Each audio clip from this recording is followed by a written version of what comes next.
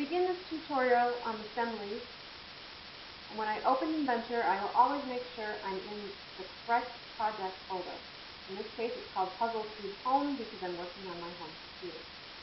Then I'll go to New, Standard.iam, because .iam is the extension for an Inventor Assembly file. I will first place my red piece in my project. You'll notice that it comes in solid once and it's sort of a shadow the second time. Right-click and click Done to get rid of the shadow one. You only need it once. I'll go through and place the rest of my components.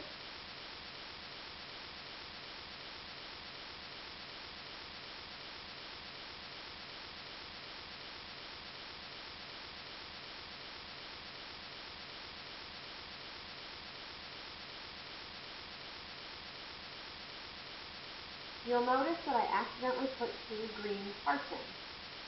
I don't need 2 green parts, but if I click Undo, I will get rid of the yellow, the orange, and the blue parts, so I don't want to do that.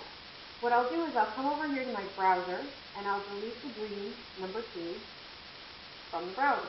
Therefore, it's gone. Most of the time when you make a mistake in Inventor, you'll find that going over to your browser and clicking the plus sign next to an object, or deleting something over here, or editing something over here will improve or change or solve your problem. Alright, now you'll notice that I can move all of these parts at this time, except the red one. The red one is grounded. That means it does not have any degrees of freedom at this point. So, what you want to have happen is that none of your parts are movable by the end of your assembly.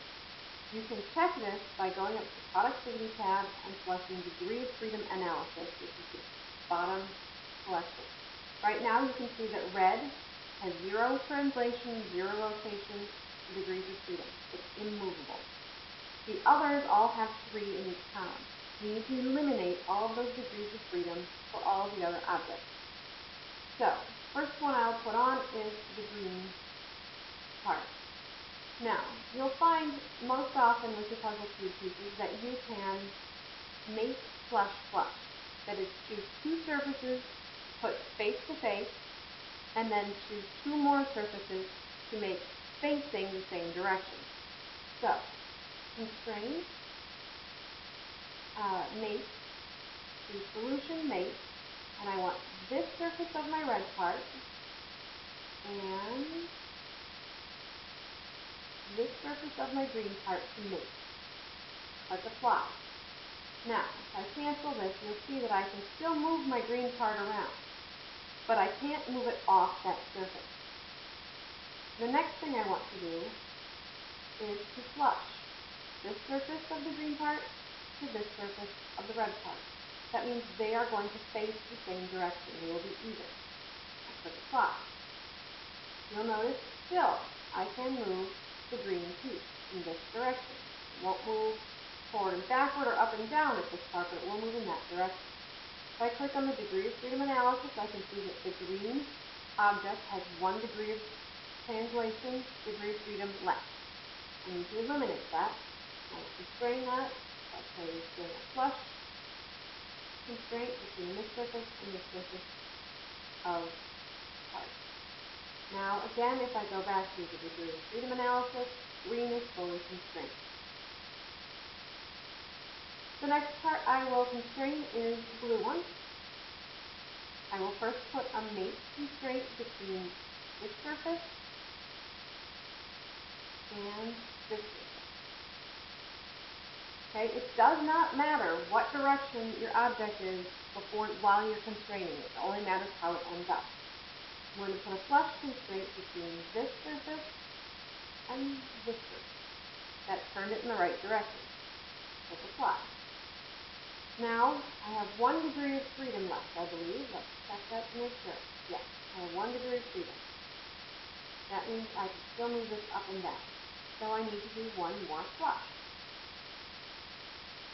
I will constrain flush the bottom surface of my blue and the bottom surface of my red. Apply. And now the blue object has no degrees of freedom. I can't move it. Okay?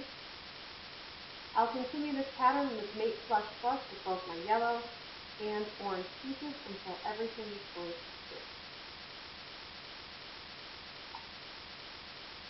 As you can see from my degrees of freedom analysis, all of my parts are fully constrained.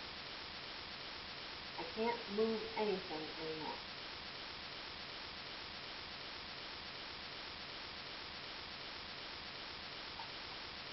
As I said though, if you had made a mistake at some point, you may either get an error message from the computer telling you that you're conflicting constraints, or if you have a problem, you can go back and delete a constraint in order to make something better. That concludes the tutorial on assembly. Thank you.